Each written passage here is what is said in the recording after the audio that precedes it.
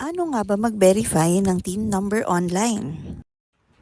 Alamin natin with Mavishan's channel, your trusted guide to government services. Ano nga ba mag-verify ng TIN number online? Step 1.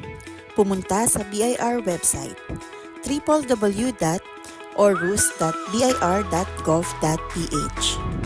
Step 2. I-click ang Verify TIN, followed by TIN verification. Ang TIN number na pwedeng i-verify ay ang TIN number ng isang non-individual or ng employer o ng isang individual or employee o member. Siguraduhin tama ang iyong i-encode.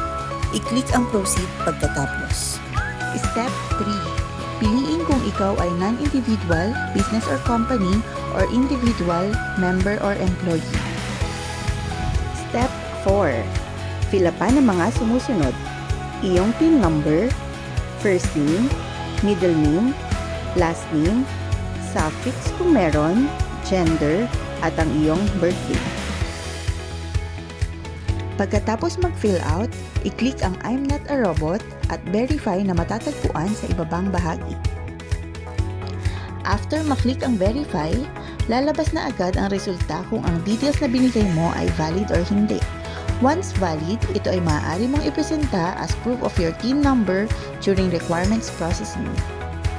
Kapag naman ang iyong detalye ay no record found, kailangan mong makipag-coordinate directly with any branch of BIR or tawagan ang trunk line ng BIR na naka-indicate sa ibaba. Thank you for watching! Again, this is Mavishan's channel. Don't forget to subscribe and hit the notification bell for more content on government services.